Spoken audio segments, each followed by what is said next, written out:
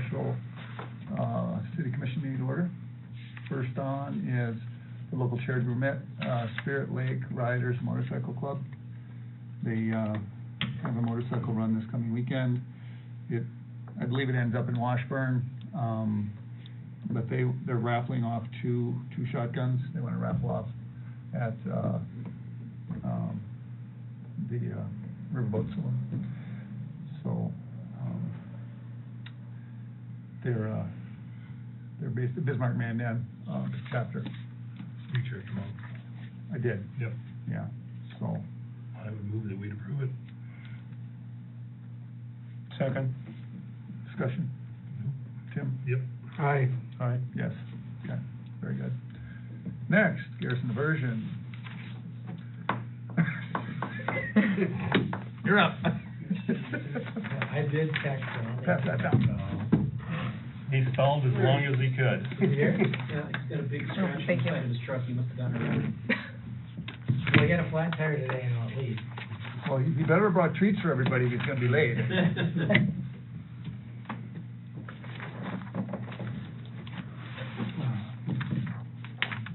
So does everybody know everybody? I think pretty much, right? Or I think we do. Okay, Larry Thomas, President of the City Commission. John Simon. Mike Hurt, Tim Doctor. Chelsea Brand. Ann Ober with McLean Sheridan. Eric Lespike with AE2S and represent the city.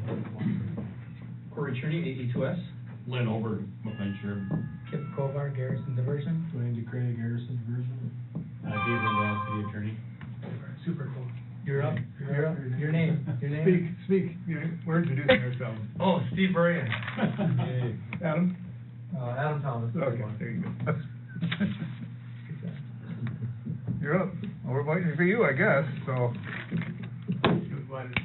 Up there? Yeah.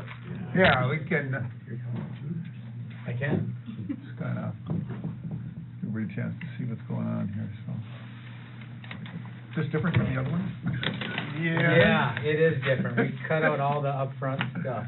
Okay, We didn't really provide any background, really. yeah.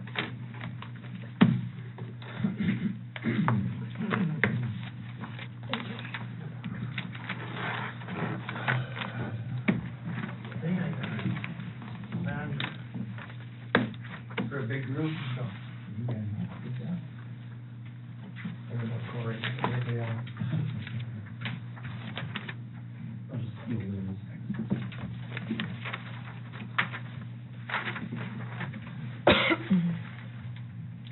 you want to make any introductions, or? Well, I would just say this, there's a lot of numbers and full slides, so make sure you ask questions. If you don't understand something, we'll go back and try to explain it. Yeah, I mean, I think all of you are aware that you've been working on your independent intake, and then the idea came up of, would it ever make sense to pitch onto the intake that the Red River Valley Water Supply Project is building 4 miles south of town. We did come up and have a small group discussion previously on some of this. There was some new information that came out at that meeting, some new information since. The mayor suggested that we come back and present to all of you, and so that's what we'll do today. We did take out a lot of the background of the project, and so if people have any interest, we can certainly go back to that, but it is really focused on comparing those two alternatives from a concept standpoint and then from a cost standpoint. And as Kip said, because the Red River Valley Water Supply Project is so big and has so many users on it, it has really complicated cost allocation stuff in it.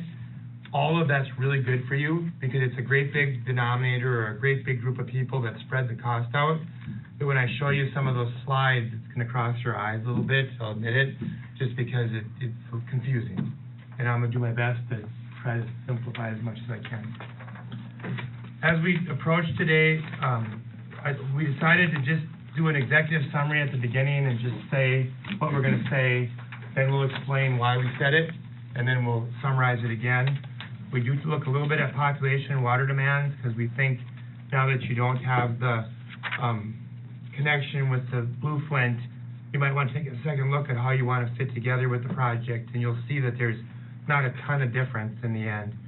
And then we'll talk about your independent intake, the Red River Valley intake, and then we'll do some alternative analysis, both the way Dr. Poole does it, as well as the way, or you look at it on a total annual cost standpoint, the way it'll impact your water utility bill sometime in the end.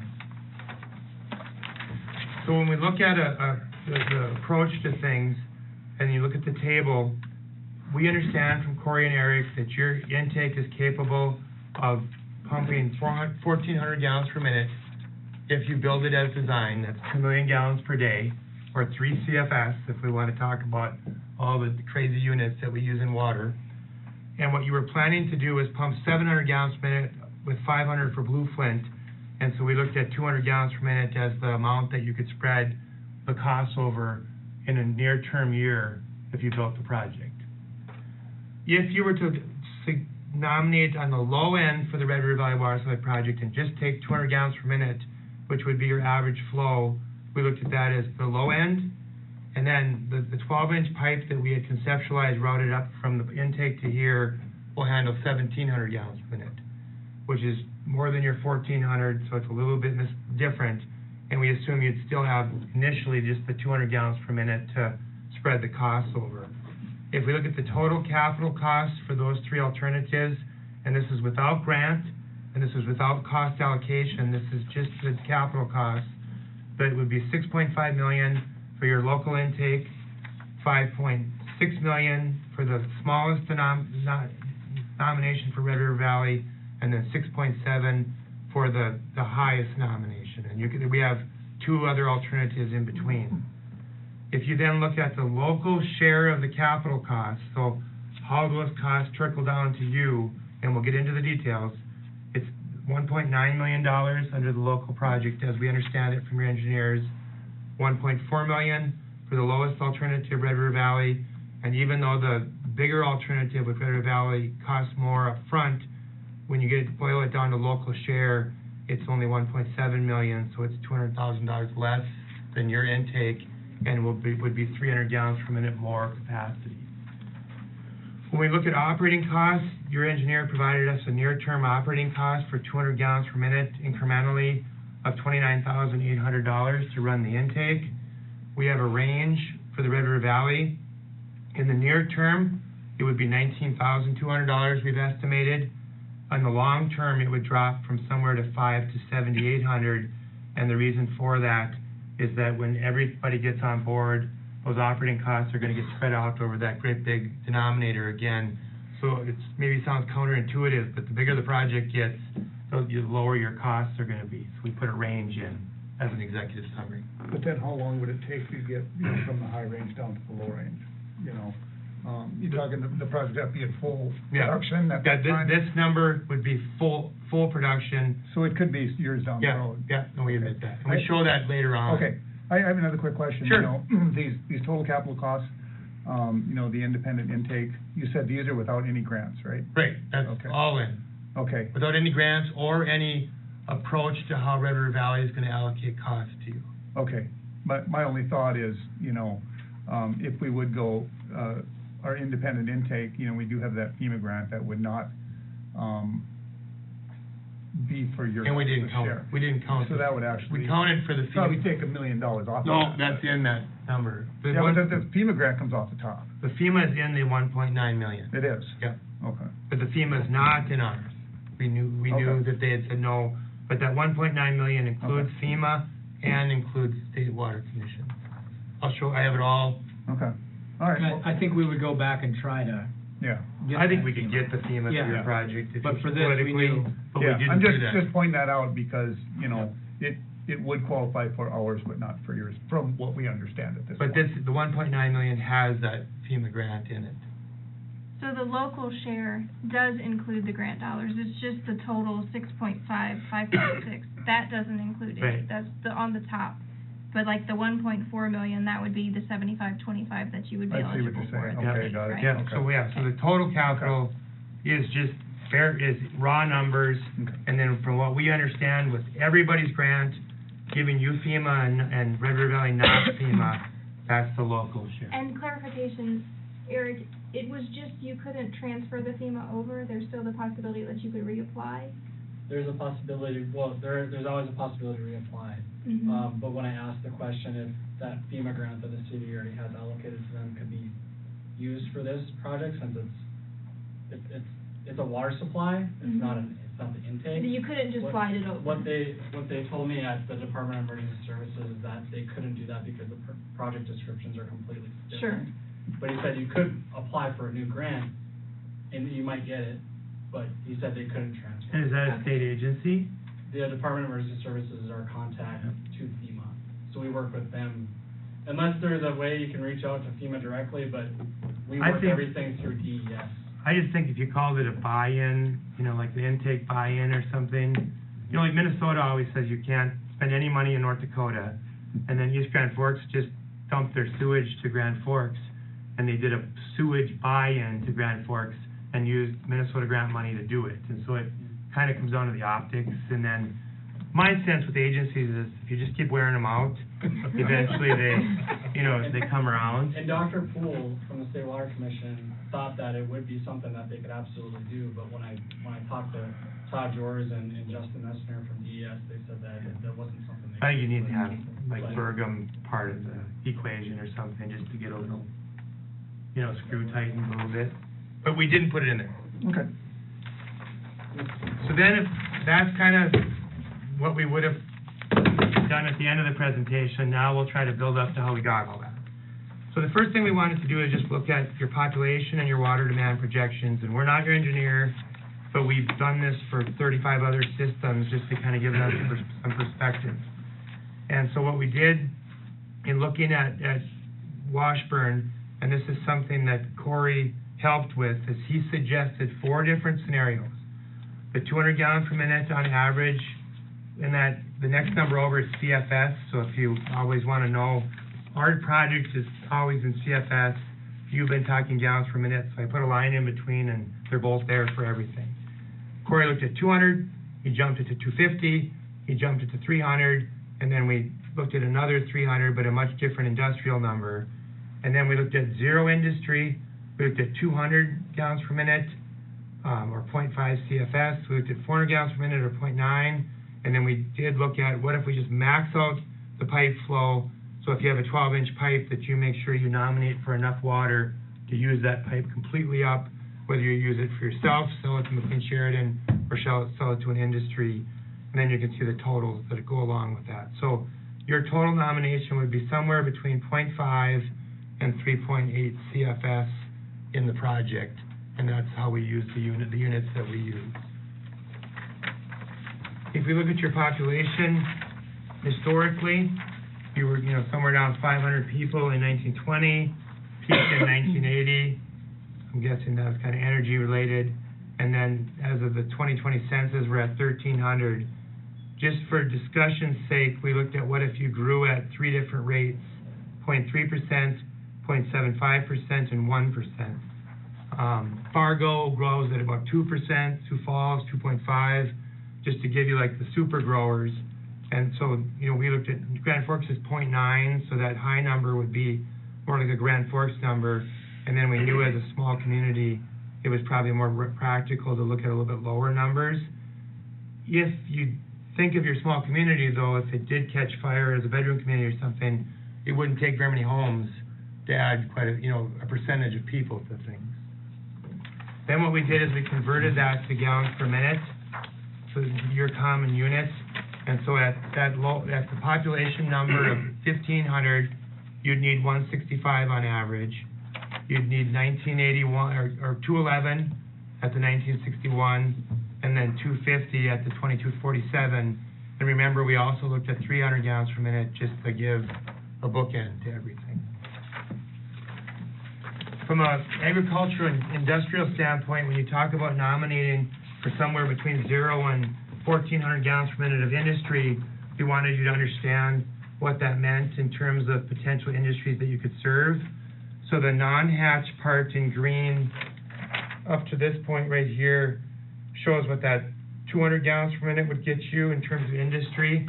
And so it would be a pasta plant, some real, small processing type things, industries that don't use a lot of water. And then if we go to that, all the way to the other end of the spectrum where we looked at 1,400 gallons per minute, now you could actually do a Simplot or a Cavendish French fry place. You could do a smaller high fructose corn syrup, more like the one in Wapaton, not the one like Grand Forks is looking at. You could do medium beef processing, you could do a small barley plant. It just gives you a perspective of how much water these different industries use. Ethanol is 1 to 1.5 CFS is what most of the new ethanol plants are using. So you can get a sense for what you could serve under those numbers that we looked at.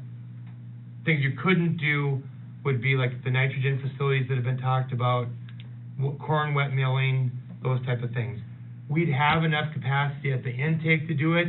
We wouldn't have enough capacity at the end of your pipe to do it with a 12-inch pipe.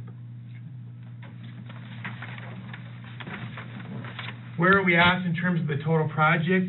This used to be a federal project. Under the federal project, only people that showed a shortage could be involved. When it became a state project, the state encouraged us to go from the Red River to the Missouri River and the Canada border to the South Dakota border and hook up everybody we possibly could. And we did that in 2016 with 100+ meetings like this. Just thousands of miles on vehicles get into these types of meetings. And when we did that, we ended up with 35 users, all 15 rural water districts from one end to the other, and then 20 municipalities. Currently, we're down to 30 if you look at this, not because we've lost, but because some of the systems have already consolidated, like Fargo serves West Fargo, and urbanized Cass, Grand Forks Trail, and Trail merged to form East Central, Langdon joined Northeast, Larimore joined Northeast Central. So we lost those 5 users due to consolidation. And then more recently, we have had 3 that said no, Wapaton, Greater Ramsey, and Barnes. And we have 3 that have quit communicating with us, Central Plains, and the 2 tiny ones, Tuttle and Foreman. Central Plains could use this probably as much as anybody, but we haven't been able to get that point across to them very well, and I don't know how we'll be able to do that. We also have then you guys talking to us that we have at the bottom there, 0.5 to 3.8, and then Moorhead Public Service has reinvigorated in the project, and they're thinking about taking 7 CFS from us. That summarizes where we're at from a total capacity standpoint.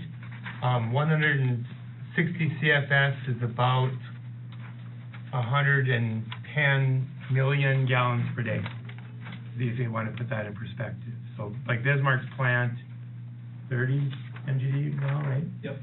30 MGD with all of its expansions, this would be a 110 million gallon per day plant that's built. So it's just very, very large facility.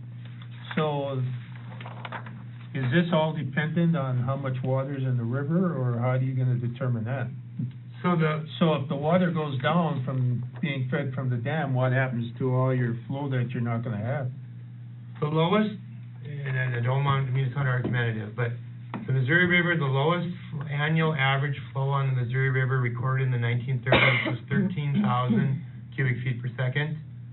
This project only uses that 160, and so it's been used as an analogy that it's just a thimble in the size of a gallon pail in terms of the amount of water that we're using, versus the Red River that ran dry for 5 months consistently in Fargo during the 1930s. There was absolutely no flow in the river. So huge differences. Steve, and I can add to that on the intake project and the modeling that we've done on that. We've modeled what that could do at a flow of 10,000 CFS in the river, and the low flow on that production would be about 205 CFS, is what we'd still be able to get through that intake, even at a flow that has never been measured on the river. So if the river dropped to 10,000 CFS, we'd still be able to pull 205 CFS out of it. Which is way more than the project size. Right. We do think we might use some of that in this area because we think this area is ripe for industrial development, but thanks, that's great information. So any other questions on demands before we switch to your intake? Now, when we talk about your intake, this is A2S information. So if you really don't like it, then it's an A2S issue. If you like it, you can thank the spokesperson. On the intake itself, you know that you're looking at the west side of the Missouri River. You're looking at a max capacity of 1,400 gallons per minute, and that's going to be firm, so you have one pump each at 1,400 gallons per minute. You're looking at a conventionally screened intake, a gravity pipeline over from the intake to the wet well, and then you're gonna have a line that's drilled underneath the river that brings, and then pump that water underneath the river to Washburn's water treatment plant. This is really no different than how the Red River Valley Water Supply Project intake is gonna be configured. It's just gonna be major scale differences. When we look at the cost estimate, as we understand it, the latest that we got from Eric and Corey is $5.16 million for construction costs, and then engineering, legal, and administration of $1.33 million, for a total of $6.49 million. That was the number we showed you previously. And then, Mayor, you asked a question about grant funding. Right. And so the next page shows the $1 million FEMA grant. Okay. It shows the 65% of the difference, so we didn't even just take what you've been awarded. Mhm. We took 65% of everything, and then the difference is that $1.91 million that I showed you on the Mhm. first page. So if we switch then to what that means under the four scenarios that Corey gave to us, for the local costs will stay the same for the capital at 1.91, because he suggested at this point to just keep it 12 inches to this comparable in capacity to what you'd have coming underneath the river. And then what we looked at was labor would be consistent, and so we don't, whether you have 200 gallons per minute nominated or 1,700 gallons per minute nominated, or 1,400 gallons per minute for your system, we don't envision the labor would be different. We don't envision the spare parts would be different. The major difference would be the amount of electricity you use as you move the water through the intake at various capacities. So that's what this shows, the local cost, and then 4 different O&M rates, depending on how much water you're moving through the system. If we switch then from the independent system over to the Red River Valley Water Supply Project, the way that you're included in that project, how does mine work? Do you have a map next? Yes. Good. That seemed like it was a bad trend. Oh, here. Yeah, that one. Okay. Yep. So what the system shows you on the right is how we plan to have the system configured. There'll be the intake on the Missouri River, and then a core pipeline that goes all the way across the 200 corridor roughly over to a discharge structure on the Cheyenne River above Lake Ashtabula. And then for those big systems, we'll store water in Lake Ashtabula, let it go through Baldhill Dam, it'll run through the Cheyenne River, over to the Red River, Valley City will pick it up, Lisbon area will pick it up, Fargo will pick it up, Grand Forks will pick it up, Grafton will pick it up, and that's kind of the big users on the system. And then we envision a series of pipelines that would be used, and we've broken the system into 4 segments.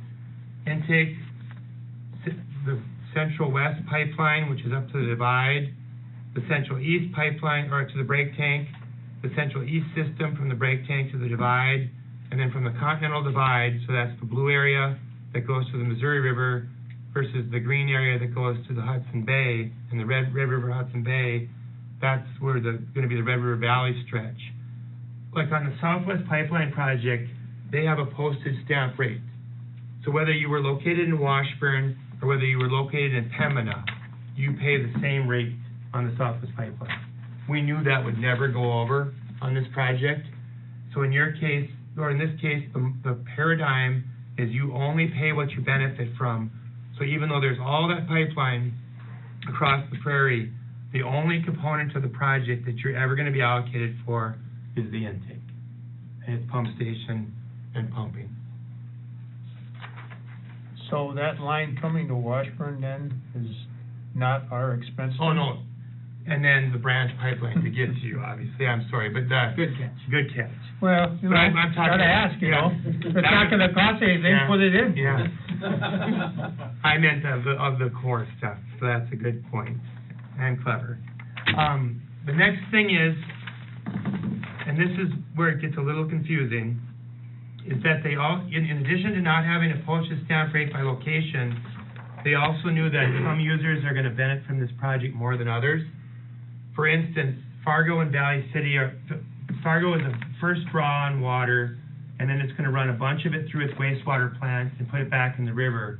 So much of the water that Grand Forks uses is actually gonna be treated wastewater, which isn't super palatable, but it's reality. And today's wastewater plants, when they're mechanical, make some awfully good water. In addition to that, like on the supply line, some people are directly off the pipe, some people have to go 60 miles to get it, and so they recognized that was a difference. And so they looked at, on the participant access, there's 5 different ways to get the water, and in your case, because you're gonna be right on the core pipeline or the intake, you're considered an A. You could, if you were further off the pipeline, that would be a B.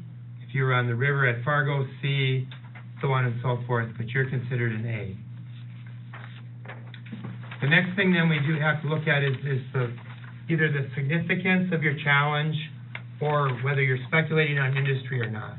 And so because you're looking at a complete replacement of your supply, your domestic portion or the portion for your people is considered a Romanet 1. And then the industrial, whatever you were to nominate for on the industrial, because that's speculative and based on future industry, that would be a Romanet 3. And 1 costs more than 3, A costs more than E in the scheme of things. Now, my question is, you said that we'd have to buy all the water through you guys then? Is that what you meant when you said that? Well, I think that's the only place you'd have an intake, right? Well, You- no, so you're- we still have our Yeah, current intake. Right, no, and you, no, So- it's not mandated. No, Okay, no, well, no, no, that's- you just, Yeah, you're looking at something sized enough for a complete replacement. Okay, You wouldn't be obligated. okay. Oh, that's a good point, too. I was just- Thank you. You guys are on fire. So what we did is, it's called a cost allocation matrix. And this kind of looks bad from Washburn's standpoint, because you're at an A1 and an A3. But you're gonna see in a moment that because you're spreading these costs out over such a big number, and you're only paying for the intake, that it's really small dollars when we get down to the final scheme of things. Most of the projects that you have, is to your point, sir, is the pipeline from the intake to Washburn is the biggest cost amount. What is that cost? It's good here. And, you know, the intent is for a Fargo that needs the water today to pay more. Right, that's the intent. They hate it, but they also need it. So when we look at capacity for this project, the intake is designed for 165 to 185 CFS as kind of a rated number. And then as Corey told you, we think we can get somewhere between 205 and 210 CFS out of it. The good thing for you then is that the pipeline's only gonna be sized for 165 to 185. So you know if a lot of industry develops in this area, there's gonna be a lot of potential for you to tap the intake. We're gonna have to, because the job is so big, we're gonna have to have a set of low flow pumps and a set of high flow pumps. The low flow pumps would operate to put a minimum flow through the pipeline all the time to keep the water fresh, and also to serve any of the users off the pipeline. These are the pumps we would put in initially to meet Washburn's needs. And then when we get the whole project built out to pump to full capacity, we'll have a whole nother set of pumps that are just much bigger, that pump at that super high rate, and that's gonna be used during droughts. So where are these pumps located? They'll be in a pump house right above the intake, 4 miles south of town. So we won't have our own pump then? You'll have a pump in the water plant to pump it into the, water tower, into the community, but you won't have your own specific raw water pump that's called Washburn. You would just have a pressurized, line up here, Okay. is all you would Yeah. have. Yep, So we wouldn't have any pumps really, we'd just have a pressurized line. yep. That when we needed it, we could use It'll it. always be there, yep. And there'll be a series of pumps, much like your design. I think we're gonna actually have 3, not 2. So you'd have a series of pumps that would be available. You might only put 2 of them in right away, but those pumps are gonna be able to pump way more than what you're gonna need or nominate for. So you're not gonna have any booster pumps to run at the Washburn then, from where you're No, just tapping into the one river pump. then? Just one So you're pump. just gonna have one flow with the pump that's gonna be pumping it then, correct? Yep. It'll be in this case, this one will have to have variable speed drives to meet those different needs.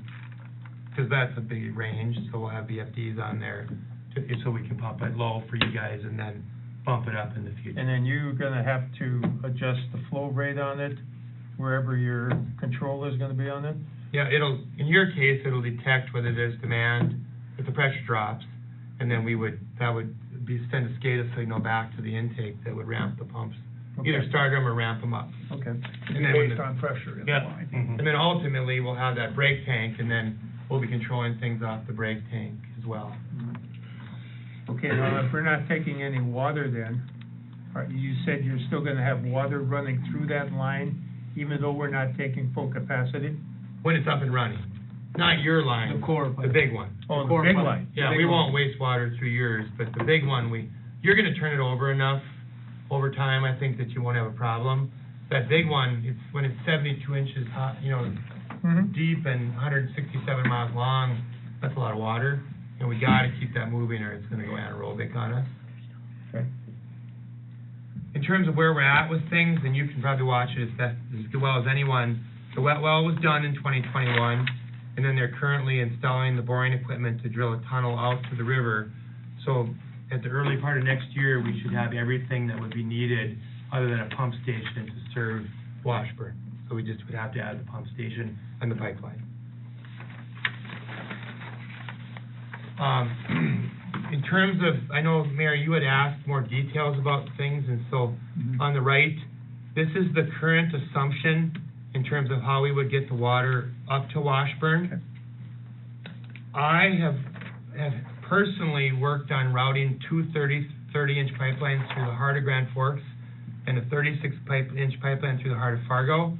And so before we jumped on this, I would think we'd try to see if we couldn't come in kind of on this corridor we're on right now, if we could find a berm somewhere to get it in. But we didn't. We took the conservative approach where we went all the way around the town using 46,000 lineal feet of 12-inch pipe. If you compare this presentation to the last one, you're going to wonder why the cost went up some. Somehow there was a miscommunication between Black and Veatch and AH West and ourselves, and they had 37,000 feet in last time, and we caught that.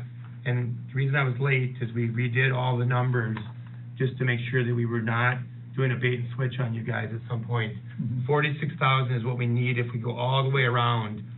37 is if you follow the highway corridor, and like I said, I think we could potentially get through town, particularly if you had a street that sucked, that we could replace or something as part of it.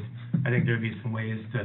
Yeah, I really The would. mayor's smiling down there. Yeah, which one do you want? Because we got quite a few. I just, right, that. We can, In the pipeline. we can reduce that. Yeah, it would. Yeah. South side of the river. Unfortunately, they're in the wrong part of town. Yeah. Steve, a couple more things to that. One, I get the credit for the varying number. I don't know if we had an alignment early on that followed the highway, and then we decided not to just make that assumption because there's some risk in going the highway. I think the highway corridor is, at least through town here, is pretty wide, and if we ever ended up with a 6-lane, stretch of highway through here, we'd have a lot of good problems to deal with, and likely need a new pipeline anyway, but we had miscommunicated that, so that's something that we own. And then the other part of it too is in the numbers that you're being shown, in Black and Veatch's estimate, they've got $65 a foot on that 12-inch line, and we just had that bid opening on the Blue Flint project. May it rest in peace.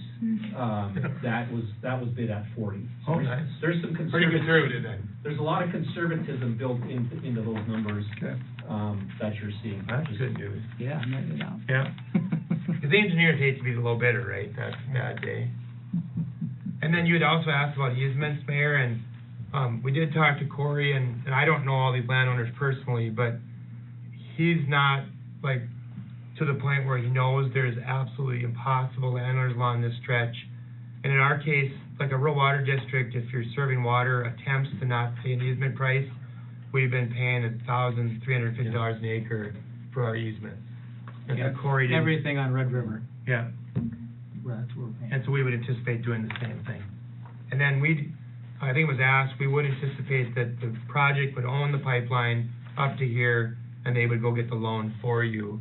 And that provides you a better loan than you can get yourself. And so I think that's an advantage too. So who would own that pipeline then, coming to us then? the We would? No, the project. They would. But we have to pay for the pipeline. Yeah, that's generally how it goes What? in the, that's generally how it goes in the rural system. Like if an individual user hooks up to a rural system, they pay for the pipeline and then its ownership is turned over to the system. That was it, Larry. I don't know that Garrison would die on a sword defending that, but I just think that you're gonna actually keep a loan off your books, and then you'll see that we have access to a little bit better loan package than you do in 3 different ways, and I'll show you that when we get to the numbers. Okay, so the cost of the pipeline would be ours then. Who does the maintenance on it? Would it be you then? Yeah, unless, Even though that we paid for it? right, unless you wanted us, like if it's far enough away on the near term, some of systems will, like WASA, Western Area Water Supply, which Corey and I both worked with at times, they will sub out some of their work, and so in other words, you could do the maintenance, but you'd then send it to the Garrison to pay for it, which then eventually would come back to you in some way, but it would go through a cost allocation model again then. So here's the question you asked about what's the pipeline cost. The pipeline with the new footage, we have, this is what's called the 100% dedicated to Washburn. So this is the stuff we're building, just dependent of you, would be a power supply for the pump station, the piping and valves, which Corey just admitted were really conservatively priced, a little bit of site work, a little bit of superstructure, so that's a building that we won't be able to reuse in the future, some electrical and INC, and then mobilization and contingency. So you can see we're carrying a pretty big contingency on this too, so that we don't mislead anybody. And then the engineering, legal, and administrative, so it's $5.8 million for the stuff that's 100% dedicated to you, but then the 75-25 cost share would still apply, and then we're gonna help you twist as much as we can on FEMA's arm to see if we can get some of that grant to apply as well. Any questions? Mobilization and contingency seems awful high. Right. Where are the easement costs? This one, or that would be the next page? Easements are in, I remember, do you remember where Matt put those? I don't know, I can't remember. I think it's in the mobilization contingency. Okay. That's what I thought. Yeah, I'll check. So this is assuming you can get easement on all that property then, correct? Right. Yeah. We have the right to get it the hard way, but we, obviously, that's the last thing anybody ever wants to do. Yeah, we don't want to piss Right. any people off. Right. So then what we did, and this is the part that's gonna get squirrely, is what we did is, you remember that you only are paying for the intake. You remember that you're a tier 1, or tier 1A and tier 3A, in terms of the way you were allocated. That means you get a certain percentage of the project assigned to you. And so what we did for this first sheet is, if you said we only want 200 gallons per minute and no industrial, and this is done in today's dollars, your percentage of the intake would be 0.021%. And so when the intake in wet well that's under construction right now, you'd be responsible for 110,000 of that, which, just think about that, right, in terms of how much infrastructure you're getting for 110 grand. Then the pump station that we build, not the stuff that was dedicated, but the pumps that we accelerate, you're only gonna pay $10,000 for that. You can't even get one pump for 10 grand. And then we had to also add the dedicated costs, and that's the near term. And so you'd have $117,000 from the project, $5.86 million for the dedicated stuff, for a total of 5.98. Now, when the future big intake is built, because you're part of that, you'd have to pay a share of that, and that intake's a $60 million asset, and you would end up paying in the future another $168,000 according to the cost allocation. And so your future cost for the project would be $285,000, your pipeline wouldn't change, and your all-in cost would be $6.15 million. So how much is the cost of the whole project, and how much are the other municipalities paying in reference to what we're paying? This is this is the best deal on the project by far.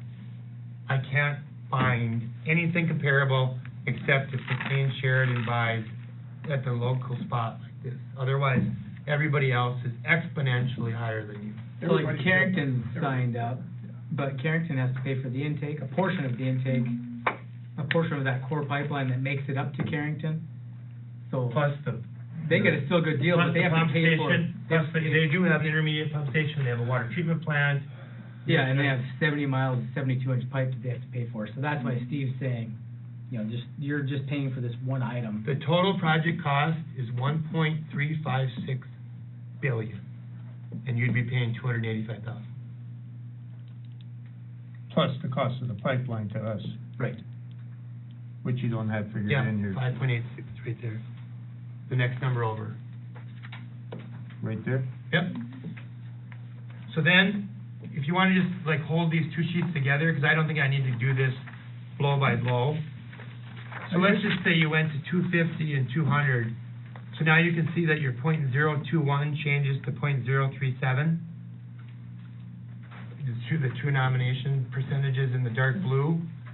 Your dedicated stays the same, and so that 5.98 becomes 6.07, and the 6.15 becomes 6.36. So to put this in perspective, if you nominate for 200 gallons per minute, in the near term, it's going to cost you $6 million rounded.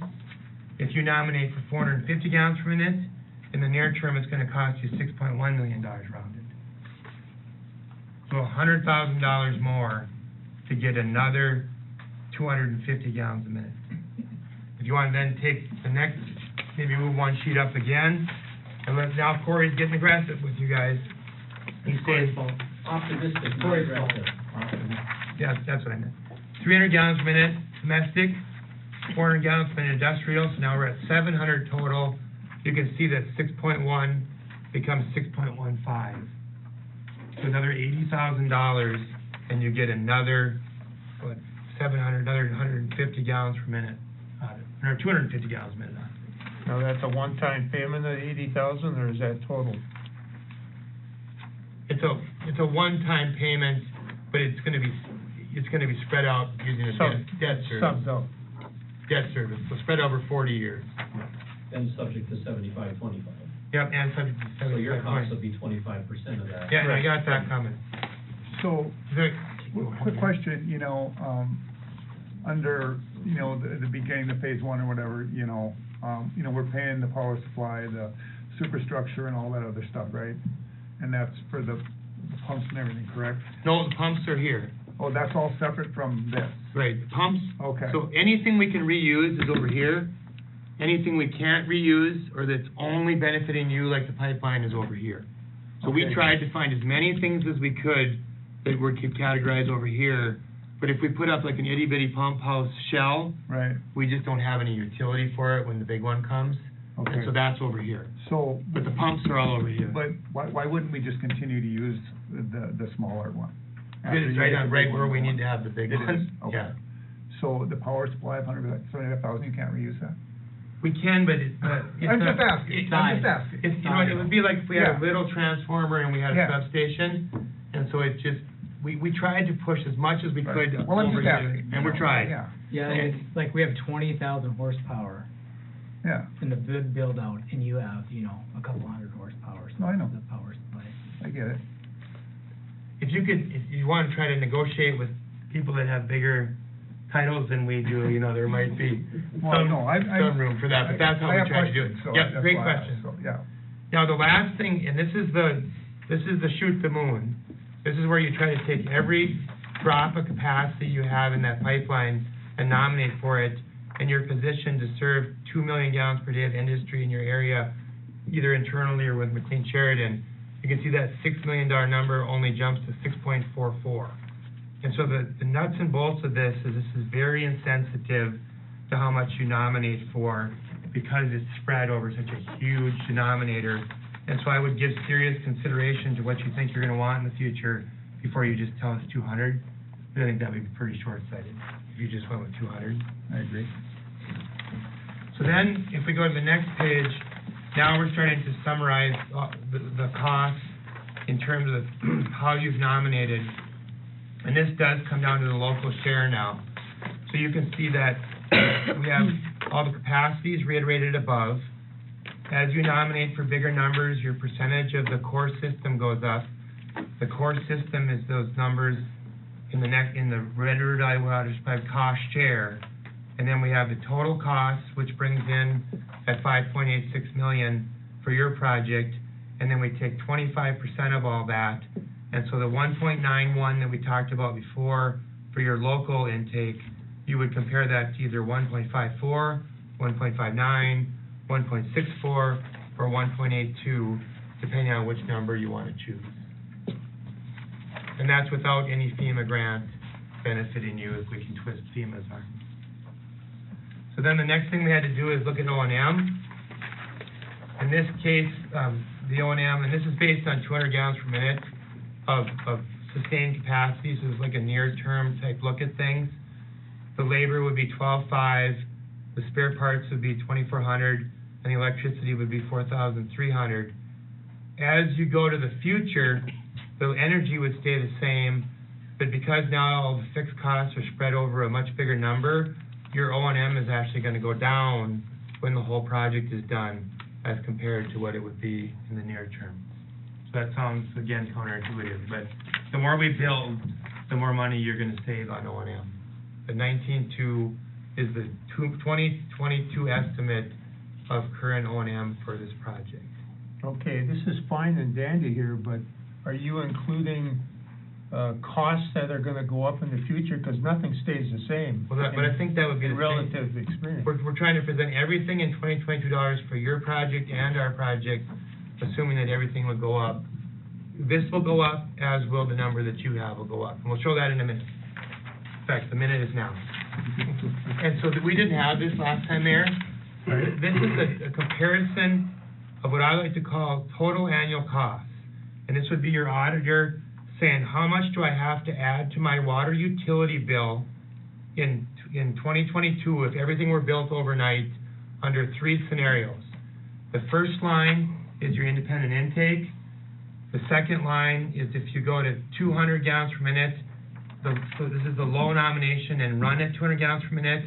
And the last line is if you go to 1,700 gallons per minute, but only run at 200 until you find another industry in the future. So we look at your system. If we take that, the money that you'd have to have, the 1.91 to build your intake, and spread that out using SRF money at 30 years for 2%, that's an annual payment of $85,300. Because the SRF is not the special program that we have, you have to pay what's called a coverage covenant, and it's just an excess amount that makes sure that you have enough money to cover your payments in the future, and that's a 20% premium or $17,100. Sometimes people have that buried in their utility. Corey didn't think that you have a luxury to do that right now. We have to take a closer look at it. In addition, under SRF, you have to build one annual payment up over 5 years, and so we put in a reserve in the near term. After 5 years, your debt service, we're in current dollars, so I know that that number would stay the same. The coverage would be $17,100, but your reserve would go away because you paid for that, and then your O&M in today's dollars is the same. So in the short term, it would cost about $150,000 a year, all in, to pay for and run your intake individually.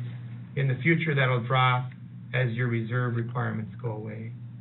If we compare that to the high and the low number for Red River Valley, you can see that your share of the cost is $54.7 or $58.9.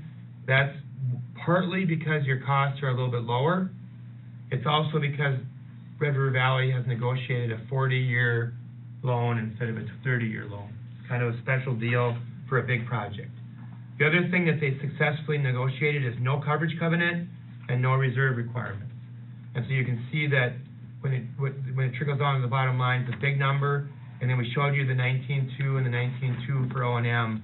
So on an annual basis, your project would cost about $150,000 near term.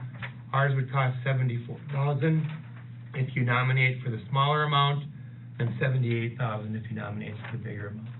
So it's a really compelling difference between the two. And in that far right column, it's actually 300 gallons per minute bigger than the one you would be building. We also have been working with Dr. Poole at the Department of Water Resources. He doesn't look at things on an annual basis. He looks at all future costs and then he rolls them back to the present. It's called a present worth or a life cycle analysis. We used his methodology and conferred with him, and you can see that the life cycle analysis also shows that the Red River Valley Water Supply Project is the preferred alternative.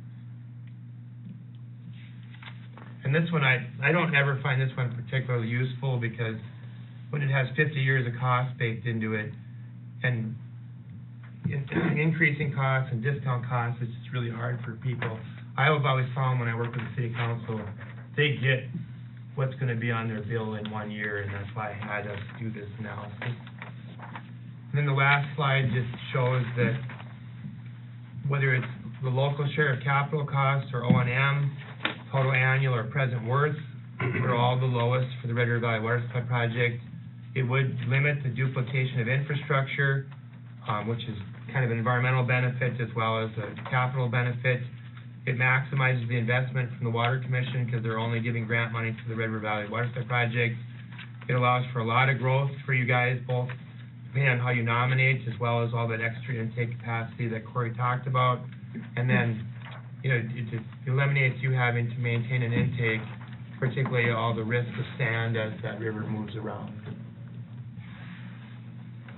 So that concludes what we had to present today, and we'd be glad to answer any questions, and we'd be glad to track down any additional information they desire.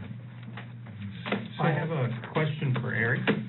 Right now, what's our water intake now? How many cubic feet per minute that we can do right now? Just the water intake. I have to convert that, units-wise, but the intake's rated at 1,200 gallons per minute. 1,200. That is the water plant. Okay, and if we build the other intake, right, at 1,400, right? Well, yes, your capacity would be if you added those two together, but you're not permitted for that. If you wanted to do that, you'd have to look at your permit. Right, but I mean, that's a possibility. If there was industrial, we would have double our capacity compared to what. No, because you still will have your intake, and we have a permit for this water. Right, but I mean, if we, applied for a permit so that we could pull off both intakes at the same time. You could use your intake in this one also.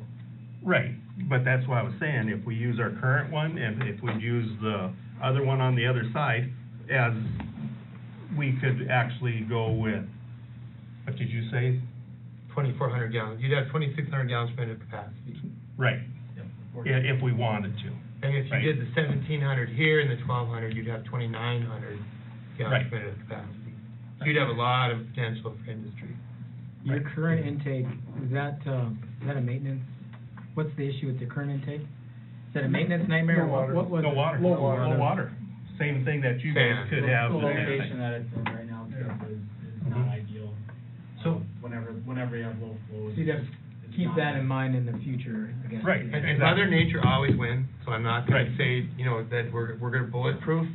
But the way that this intake was located, and I was part of that in my former life, is that Corey went and looked and he found that rock revetment, and where that water hits and then runs off that revetment, there's a big scour hole at the end of it, and we're intentionally putting our intake in that scour hole. Now, could the river do something Mhm. crazily wild? I absolutely understand, but if that happened, you'd have the power of Fargo wanting to either clear that out or extend the pipeline or whatever, Right. versus Yep. you guys having to try to figure out how to do that on a local level. But usually if one starts to silt in, a lot of times it moves from one to Right. the other. So if you had two different locations. Yeah, and you would, yeah. You would have maybe a chance Yeah. of one unsilting itself. Right. And the other one silting in. And if it went right I was down- just checking. And if it went right down the middle, I suppose you could end up with two intakes silted in, right? In either case? Yeah, we were supposed to put one in the middle and then it silted in, right? I was never for that one. Right, but I mean, that's exactly how that happened. Yeah, that's what got voted on, but that was, Yep. it was a stupid vote, trust me. Yep. Anyway, thank God it never went in. Right. So, that's interesting when you know, you talk about the silting in, so let's just say your intake would totally silt in. Would we be partially have to pay for some of the cost of dredging that out? Mhm. That The percent, .02. Yeah. Yeah, or the The- .07, whichever. whatever you nominated yeah. for, that percent of Yeah. 0.03%. Because we tier the operating costs just like we tier the capital costs. Okay. So Fargo would pay 60% of it, Grand Forks would pay 20% of it, and your percentages would be Okay. those percentages you have on that sheet. Okay, and here's a question I asked last time. So is there an actual fee for the water then? What would that be?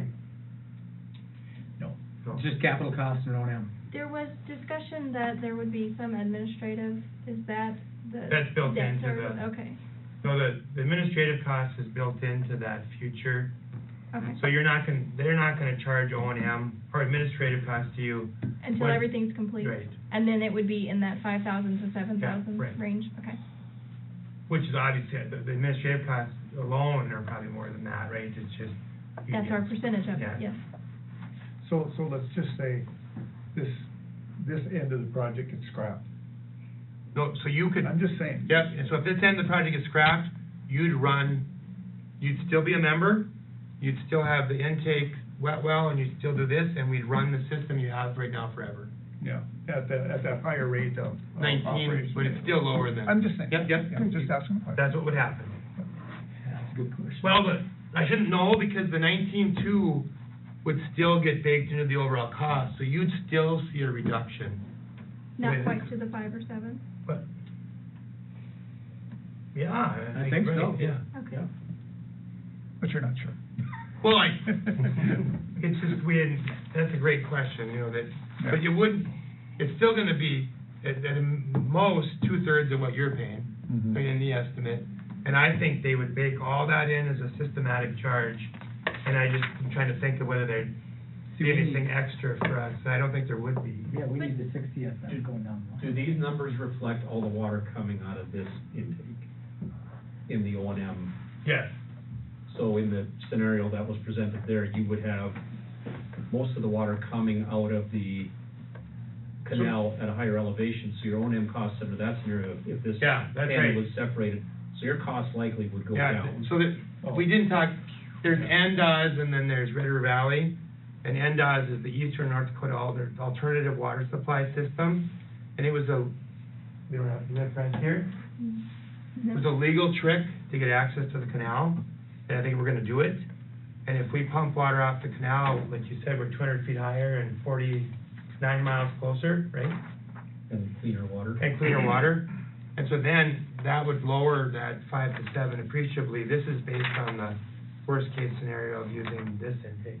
And then if you used your own intake, you wouldn't pay those energy costs that we had in there.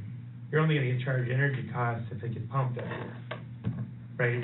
And so if you, to your guys' point, if your intake's free, and you're using a part of that, you'd only have to pay the fixed cost, not the variable cost, or a portion of the variable to the extent you draw water from this project. So if that pump goes down, are we still liable for fees for the water that we're not gonna receive? Well, there'll be 3 of them, so if it goes down, it's gonna be all hands on deck to repair it, just like it would be if your pump went Well, down. I'm just asking, 'cause shit happens. I don't see it. You know, we would be responsible for serving you, and there could be a half-day outage or something if some of that happened, but otherwise, we would approach it just like you would on your intake, where you'd do whatever it took to get one of the pumps up and running. So I imagine it would be a, so many year guarantee, I mean, that it would be up and running no matter what. 20, 30 year. I think you're signing a 40, you're signing an agreement It is 40. that matches the debt service Okay. to Red River Valley. Okay. And we think it may take 10 years to construct and a 40-year note, so Oh, okay. your agreement will be 50-year guarantee. Okay. With anticipation that everybody else is gonna wanna go for 100. Yeah. We'll all be dead, so we don't have to worry a whole lot about it, but Yeah. somebody at some point will likely be looking at an extension for this. And then the project is actually sized to build a second pipeline someday from the intake out, and we'd have to expand everything at that point. Leak to the west. Where would our isolation valve be then? Would it be at the junction where the line goes east, or would it be closer to our pump house then? Say you had to isolate us for some ungodly reason, and then we had to use our own system, where would that isolation valve be? Well, there'd be a valve on either end, so we could either shut down your end, or we could shut down our end. Right. I was just thinking, when the big pipe gets built, we might, could tap into, you might tap into that instead of using the whole 12, right? Depending on how we come out of the valley, then we may have a T on the big pipe, right? You see what I'm saying? So in the near, we'll have valves on both ends, and probably, I don't know how many in the end, two more in the middle. So you'd isolate it anywhere in there, and then when the big project pipe comes out, we'll probably abandon that first stretch that's right next to the intake and have you come off the big pipe, so you're getting all, that way that water's just always moving. Okay. And then the bigger pipe that's closer to the, where the intake is now, Steve, when is that section of pipe scheduled to be? If we get NDOT, I think that'd be the last thing ever built. So they'd be on that 12-inch pipe for most of it, right off the intake? Yep. And then we may expand the intake someday if we get this big industrial demand here, and that could even happen before the pipe goes in. You know, then we'd only put a small stretch of it in or something. But NDOT is just so opportunistic that they are starting to lean toward more of that, while recognizing that this is if this is still the primary supply, otherwise our legal strategy gets messed up. That's why we had to build as much as we did, which is a real benefit to you guys. And we have heard, if we build the intake on the McCluskey Canal, we will connect the canal back to this one. Yep. Yeah, that would be very important that they're eventually connected, because, the Snake Creek pumping plant is a federal facility, so you have to pay for water out of the federal facility.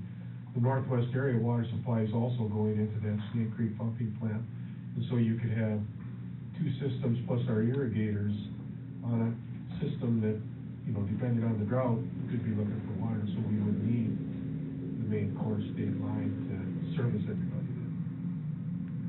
But if we can get NDOT, it just is a big advantage to the state and all the users, because it gives us many years before we have to do that $200 to $300 million. And it puts the canals better use, And it puts the canals has better use. irrigation purposes and other things. So I hope that was insightful. We tried to provide as much information as we can.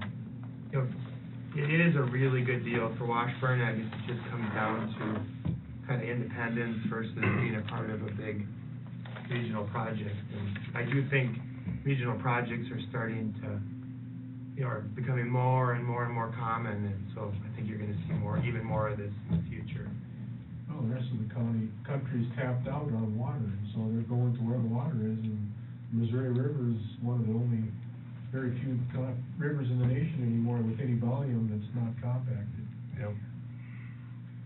Yeah, that Denver, Las Vegas, Los Angeles, and Kansas all have multi-billion-dollar projects hidden away for the Missouri River if they can figure out how to get it done.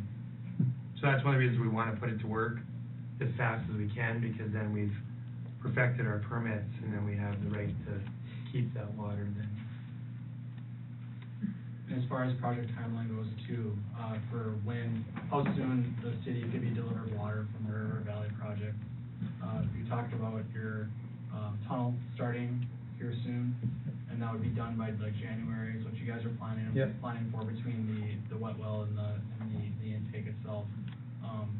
And I think last time you guys were here, you talked about as early as next fall, the pipeline to serve the city could be constructed. But I think if we do that, if you want to stay on that aggressive of a schedule, I think we need some type of letter of interest, from the city sooner rather than later, because otherwise we're gonna continue to, futz around with administrative type things. If we need to go for it, there's Lawa, Garrison Diversion, everybody is all in on having Washburn be a part of the project, but we need to know sooner rather than later.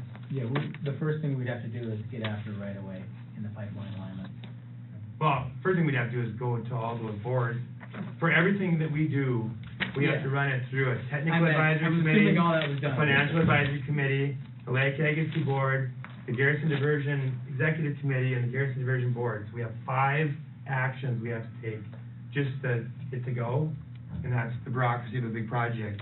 And then we would start seeking right away. I meant real work. And we have some Down in the money, trenches. we have some money we haven't put to work yet Right. for this biennium that we could get going, but we need to know.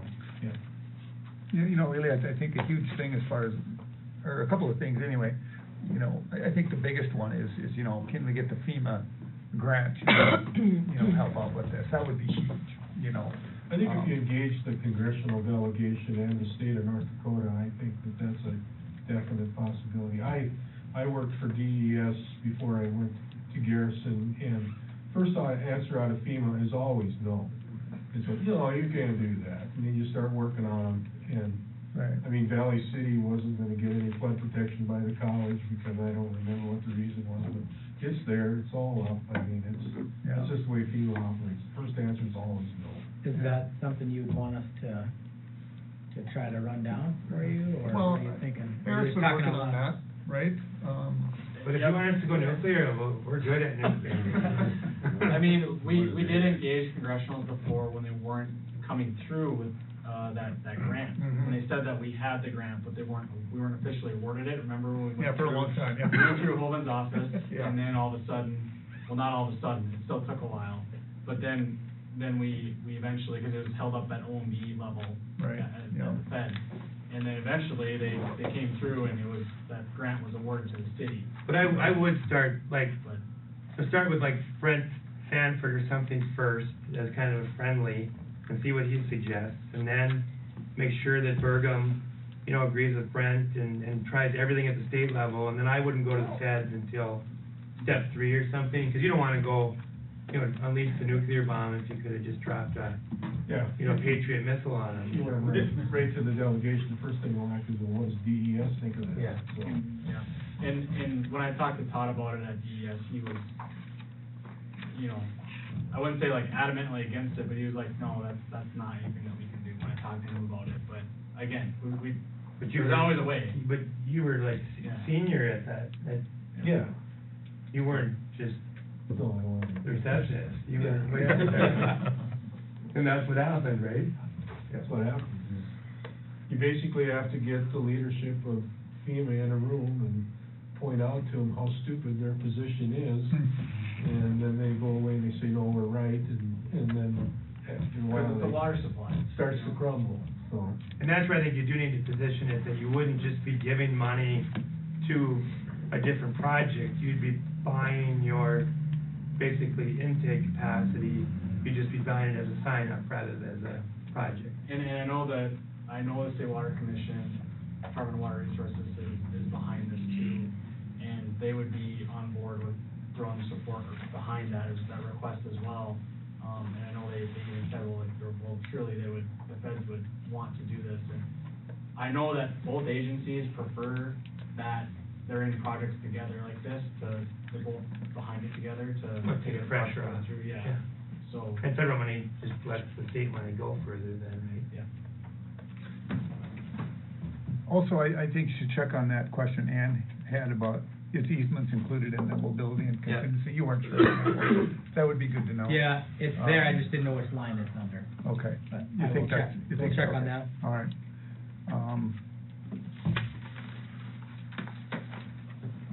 So how long does it take to twist FEMA's arm? You guys would like to know Well, I as soon as think possible. Valley City worked there in a couple of years, I don't know, they're the federal government, they're not fast. Well, Mayor, would it be possible for us to work with Eric to kind of jointly try to make this, the FEMA thing happen? I would imagine that would be a good thing. I mean, is that gonna be a deal breaker, if you can't get the FEMA grant? You know, coming up with an extra $1 million is always tough, especially when, you know, you're looking at, what is it, $1.5 million? I mean, you know, Washburn has such huge service debt already that, you know, we can't just raise the rates on everything, because, you know, and we've got a lot of streets that need to be fixed, I mean, we've got a lot of issues in town, and people are already bitching about their tax bill too high. I think you know. guys should look at that route too. So, it could be a deal changer, it really could, you know, just. But we're definitely willing to help, but we didn't wanna Right. go over your, No, I get it, yeah. around you or I whatever. appreciate that, yeah. But if you're saying go today, we'll help. And we'll do it step 1, step 2, step 3, step 4, step 5. So start with a Patriot missile. That's right. The bioterrorism. Anything else? So this cost analysis, you think that's pretty damn accurate? Oh, yeah. Okay, And Dr. Poole. Well, you just heard that we think our pipeline yeah. is high, so I think that our cost estimate, Black and Beach is a big national firm that never wants to be wrong. And so I would guess their cost estimate's high if I'm wrong, right? I don't They don't see wanna it come to high. North Dakota and have. I'd rather see That's it what we've high, experienced so far. I'd rather be pleasant. And that's right, yeah. Mhm, yeah. And that's what we wanna bring. because then we know exactly. Yeah. It won't be a huge shock if it's higher, so I would rather Yeah. see it high. No, I agree. Now, if the end of 2021 happens every year, you know, Yeah. we can't control that, So I have a right? question, you know, since if we get the FEMA money involved and that's federal money, does everything have to be made in the United States? Because isn't that like a federal thing, if you're doing it? You have to have That wasn't one of their American-made? requirements. It wasn't, okay, Yep. okay, Not for the FEMA pre-disaster mitigation grant. okay. And Would be on the SRF funding. it would be on an SRF funding though, which is the grant that we would be, or, yeah, the loan that the city would have to go after if they were to do that. But we're not obligated. And I don't know what your guys' you The said 40, you your guys had- percent's just state money. Is that the Bank of North Dakota you Yeah. guys got? Yeah. Okay. We're water infrastructure revolving loan fund. The world. Yeah, if you can avoid SRF requirements, that's a big plus. You got Davis Bacon and Made in America, right? Yep, Davis Bacon, American Iron and Steel, which it just increased your cost, because it's more on the contractor, so your bids are gonna be higher. And I think if we could look at a route, I think trying to shorten that up would be, I did, as I was driving up here today, I looked at the shortest route going up the right of way. I mean, it's as good as a right of way that I would ever look at, and again, there's a risk with it. but could we drop the right of way and just come right down here somewhere? Yeah, I mean, if I you. mean, there's still gonna be a stretch The of only, right the of only way. stretch I would recommend for right of way would actually, you get to the south side of town. I think we can, by and large, avoid any right of way till we get to the south side of town, and then it's how do you get from there to Right. the water flow. But once you get into town, I was just wondering, could we get through town? Well, you'd be a lot of asphalt. Yeah, looking at it, to me, it would, It's one of the better Cost-wise, streets too. it would be more cost effective to go up the right of way and come down the right of way to get to the plant than I think it would be to tear up a bunch of streets. Not necessarily. No? I think it'd be worthy of doing both. And it wouldn't have to be any one, it could be a berm, it could be any one of these blocks. You know, it doesn't, I just point here, but it could be anywhere where we don't have to go all the way around. Mm-hmm. Like I said, we snaked 2 30-inch mains right through the middle of Grand Forks. Right. I had to go to about 95 public meetings to get it done, but we did it. Well, I mean, we got bids on our 12-inch for Yeah, right. $40 a foot, and the bore cost was only $90 a foot. So, I mean, even with that, it might be more cost effective to pick a more southern route, even if you've got to do more boring. Right. We'll look at that. Yep. I mean, just I as think it's worthy a, of one more Yeah. kind of quick analysis. so FEMA grant easements route. Anything else? Yeah, would it be cheaper to just to run the line in the river all the way up here? You'd have to do an EIS. Yeah, if you could get environmental impacts, that one would require us to do a 404. Cause that would be a straight shot almost. What's that? Yeah, then a boat would hit it. It's creative, but, yeah, you bring in the federal government permitting issues that. Okay, just. No, that's a great question. And we can't go on the south side of the railroad tracks, can we?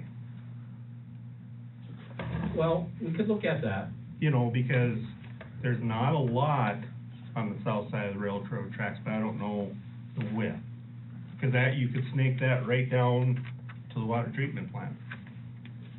We wouldn't be able to go in the, right of way. No, but I mean that corridor, Yeah, That's you a know. sovereign nation. admittedly, we didn't spend a lot of time in optimizing our route. You know, basically, we knew that if we went north and around, that would be conservative Yep. and doable, and, or at least the most doable. The only challenge would be, you know, your easements and, you know, if you got any challenges with landowners on that part of it, so. The only optimization I did is I avoided Strifles pivots.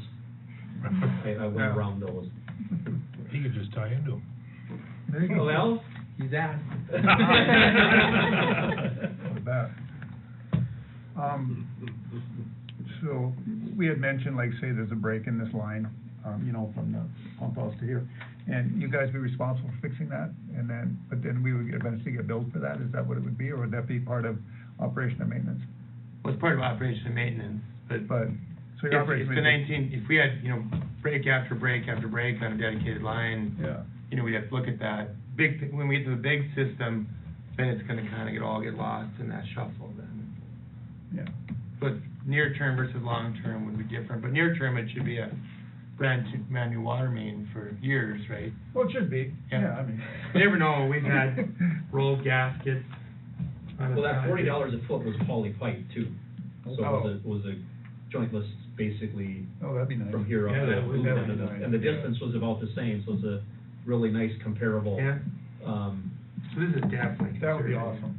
So all those other things are percentages of the base. Well, it's a lot to take in. Questions?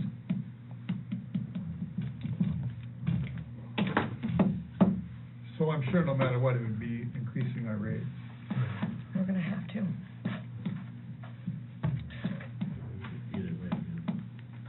Yeah. I mean, we already took a hit when we just replaced our membranes, so. Well, yeah, it's $300,000, so, We're still rebuilding that. yeah, it'd take a while.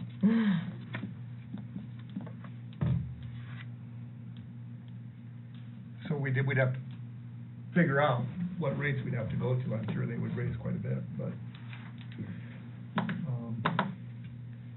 but either way, But if would we it- want to if our intake or this one. I was gonna say, we're gonna have to increase them We'd have to. anyway. Whichever way you go. You know, unless we can get somebody to donate a couple $1 million to the cause, and then, you know, Is, that's fine. are you guys gonna increase taking water from us then, or are you gonna maintain the same amount you're taking now? That's a good question. We want them to take tons of our water. Right, you know what I'm saying? We expect the use to continually increase as we add users in the system.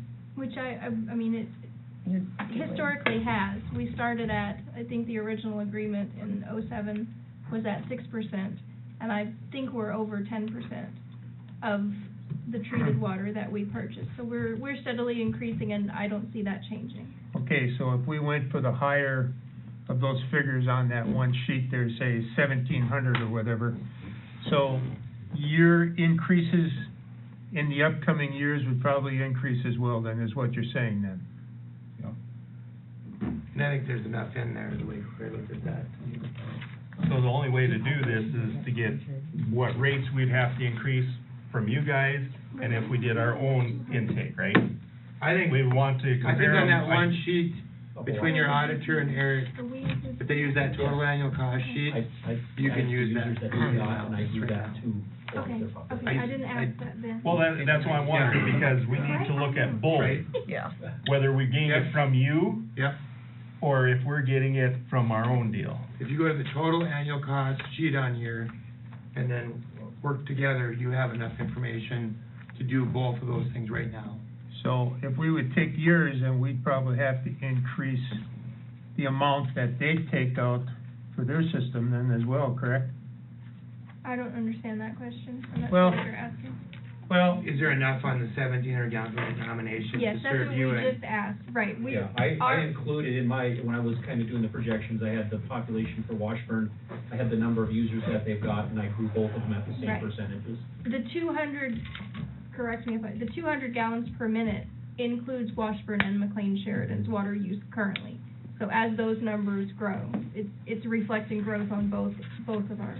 So should this title be Washburn / McLean I have that Sheridan? question too, I'm glad you That asked. would give it another regional feel, that's politics right there. Cause if you're including both of these, Corey, right? Yeah, because McLean Sheridan is and continue to be a consecutive user of Washburn. On this so- title, I think we need. Yeah, I like it. Yeah, and talking to the Department of Water Resources, which I know is a sore spot for the city, when we tried to sell it as their regional supplier of water, they shot them down on that 75-25. Yeah. Even though they supply McLean Sheridan, but that was. I think they need 5. How many consecutive users do you have? On Washburn? No, on McLean Sheridan. Oh, Like I mean, consecutive, like that city, purchase water from not, Washburn. not homes, but like, Accounts, 140. no, somebody that would be a political subdivision, do you have any? Turtle Lake, right? Oh. You know, like that. Not that I purchase water from Right, Washburn for. and that's where you get in trouble, because they want 5, so you'd only have 2. But if any of your pipes went to other political subdivisions, that's when you can get the regional, because they keep changing the rules to benefit Southwest Pipeline and screw everybody else, and so then you gotta try to figure out ways around it. But isn't all your pipes hooked together? They are hooked together, but They're all hooked together, so you Then can't use. they don't mix. But the They're water separate. they're taking from Okay. Washburn, though. They're not going mixing to- anything. Yeah, it's going to, Separated by valves. individual homes. Okay. Yeah, Just the individual homes, okay. the people near Washburn, yeah. Because usually that don't make sense, because if something goes down, you'd like to open the valves and be able to supply. But you must have so Like- much topography to just. Yeah, maybe right, that's what it is. Yeah, so well, it's also different zones. source. Yeah, Source water because their process, we wells can't and their mix water it. plant treat. Chloramine and chlorine, so we wouldn't. Oh, okay. You No. could, but you'd have to change. Mhm. They're in the midst of an expansion too, and have you heard anything from Water Commission on your permit? I know that I'm been number 15 for who knows how long, and will probably be number 14 in a year. Right along. Move, that's the line. Because they're taking that long to evaluate things, you mean? My understanding is that you call in and get your place in line, and then you can go do whatever you want, and then you come back and you get your same place in line.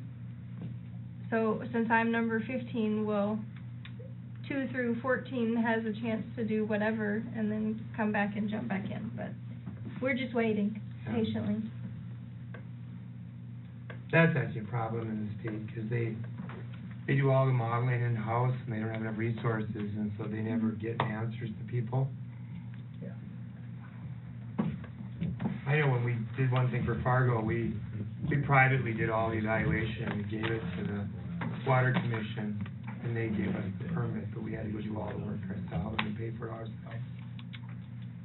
It would, I mean, it'd be 20 years, I mean, it'd be a long time.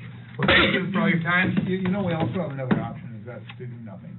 Mm-hmm. You know, and live with the same crap we've been living with for the last 40 years, you know. It's a real pain, you know, I mean, I worked here for 20 years, dealt with it every year. But we And could, after I was done, you're dealing with it every year, we could put money aside to do it. but you know how that goes. I know. Other but I things mean- come up, you have to spend it on that, so. And where are you gonna, you know, and the thing is, our grants are only good for so long. Right. And then we'd have to start over again. The nice thing is, we do have a plan, a design, and then also a plan here. And And one we thing have I the forgot, land. one thing I forgot to mention is we're gonna try to get the project participation agreement, PPA, Mhm. done this fall. Okay. If you don't sign up in the PPA, there is a latecomer fee, Of 10%. 10% of what? 10% all- of the 5 million? 10% of all, any cost you have, it would be all be 1.1 above that. Okay. And so I forgot to mention that. Yeah. That's kind of important. Yep. Right, so if we were to decide that we don't wanna do it today, Yeah, but in it's- 3 years or 2 years, It's we've gonna be had at a nothing but premium. issues with ours, and we want to then, this is like our only alternative, we have to go with this, we would have that 10%. When's that deadline? Okay. And Well- we didn't do that, the legislature did that. We think that there's 10%, that we think this fall, we're gonna go out And it, you know, will it trickle into early next year? Yes, but in that time frame, from, you know, third quarter of this year, first quarter next year, it's gonna need to be a commitment. And honestly, the grants that the city has, they're gonna have to be making a decision rather small on which direction we wanna go. Right. Otherwise, those grants will start slipping away.